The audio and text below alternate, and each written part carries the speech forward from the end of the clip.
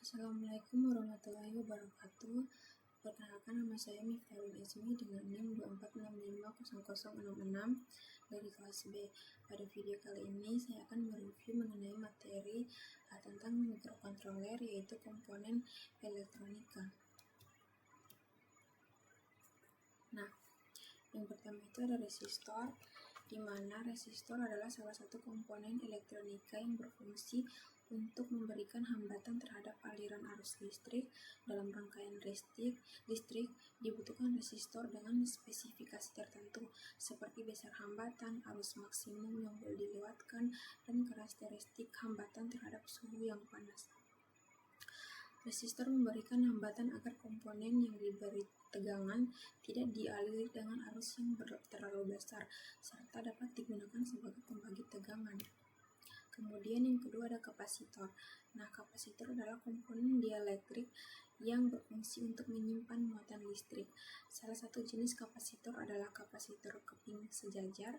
Kapasitor ini terdiri dari dua buah keping metal sejajar yang dipisahkan oleh isolator yang dibuat dielektrik, di mana bila kapasitor dihubungkan ke baterai, kapasitor terisi sehingga beda potensial antara dua terminalnya sama dengan tegangan baterai. Jika baterai dicabut, muatan-muatan listrik akan habis dalam waktu yang sangat lama, terkecuali bila sudah konduktor dihubungkan pada dua terminal kapasitor. Kapasitor ada yang berpolarisasi dan tidak. Kapasitor yang umum digunakan adalah elektronik, kapasitor Elcho, dan kapasitor Millard dan keramik. Nah, kemudian ada dioda. Dioda adalah device semikonduktor yang mengalirkan arus satu arah saja. Dioda dibuat dari germanium atau silikon yang lebih dikenal dengan dioda Junction. Dioda juga digunakan pada adaptor yang berfungsi sebagai penyerahan dari sinyal AC ke DC, lalu diratakan dengan kapasitor. Kemudian ada LED. LED merupakan komponen yang dapat mengeluarkan emisi cahaya. LED merupakan produk temuan lain selain dioda. Strukturnya juga sama dengan dioda, tetapi belakangan ditemukan bahwa elektron yang menerjang sambungan PN juga melepaskan energi berupa energi panas dan energi cahaya. LED dibuat agar lebih efisien jika mengeluarkan cahaya. Untuk mendapatkan emisi cahaya pada semikonduktor, doping yang pakai adalah gallium, arsenik, dan fosforus. Jenis doping yang berbeda menghasilkan warna cahaya yang berbeda pula. Pada saat ini, warna-warna cahaya LED yang banyak ada merah, kuning, hijau.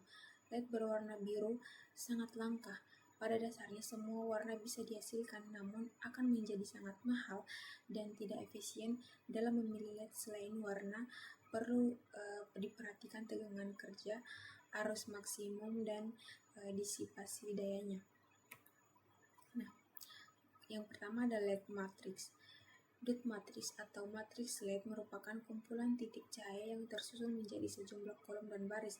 Pada komponen ini, dia tersusun pada kolom dan baris yang sudah ditentukan, dan setiap pin di kolom dan baris tersebut harus tersambung ke data digital di mikrokontroler untuk dikontrol. Contoh LED matrix dapat dilihat sebagai berikut.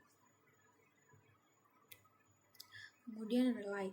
Transistor tidak dapat berfungsi sebagai switch atau saklar tegangan tinggi. Selain itu, umumnya tidak digunakan sebagai switching untuk arus besar.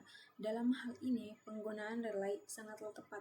Relay berfungsi sebagai saklar yang bekerja mendapatkan input yang demikiannya dimilikinya. Kemudian transistor. Transistor dipolar biasanya digunakan sebagai saklar di elektronik dan penguat pada rangkaian di elektronika digital. Transistor memiliki 3 terminal. Transistor biasanya dibuat dari bahan silikon atau germanium, 3 kaki dan berlainan membentuk transistor bipolar adalah emitor, basis, dan kolektor. Mereka dapat dikombinasikan menjadi jenis NPN atau PNP yang menjadi satu bagian 3 kaki transistor. Kemudian ada LDR, di mana resistor jenis lainnya adalah LDR seperti gambar, di mana resistensinya berubah seiring dengan perubahan intensitas cahaya yang mengenainya. LDR digunakan untuk mengubah energi cahaya menjadi energi listrik.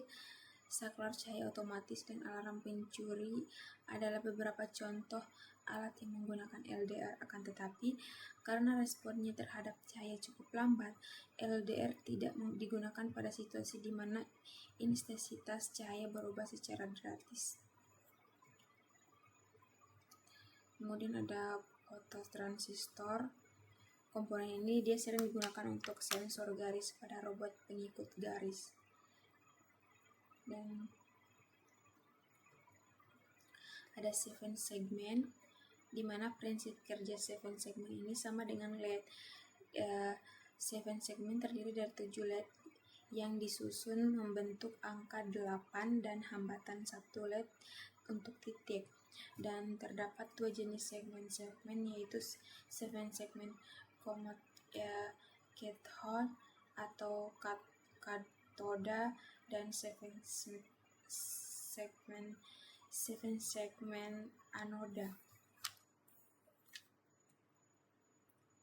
Kemudian motor atau lebih tepatnya motor listrik adalah komponen elektrik yang sifatnya merubah besarnya elektrik menjadi fisik berupa putaran.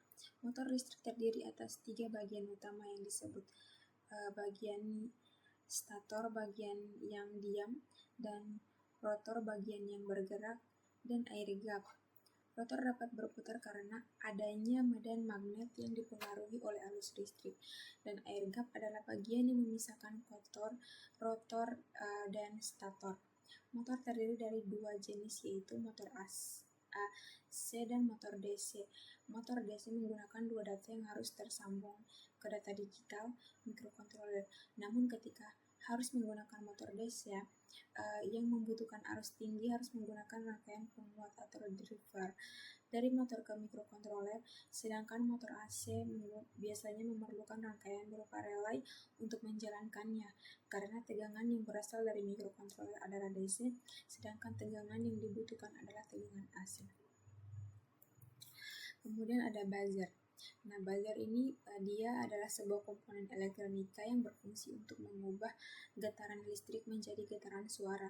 Pada dasarnya, prinsip kerja buzzer hampir sama dengan loudspeaker. Jadi, buzzer juga terdiri dari kumparan yang terpasang pada diafragma, dan kemudian kumparan tersebut dialiri arus sehingga menjadi elektromagnet.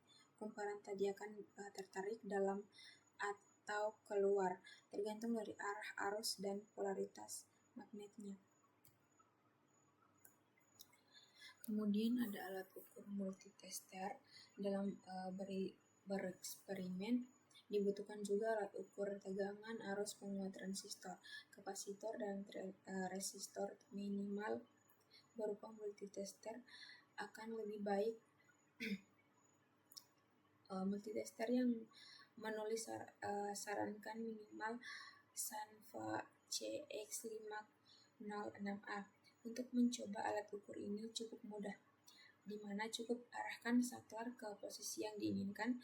Misalnya jika ingin mengukur baterai 9V, arahkan penunjuk saklar ke DCV12V sehingga bacaan 9V dapat terlihat di jarum penunjuk dengan cukup akurat. Baik, mungkin saja yang dapat saya jelaskan. Jika ada kekurangan mohon dimaafkan. Saya akhiri, billahi taufiq wal hidayah. Wassalamualaikum warahmatullahi wabarakatuh.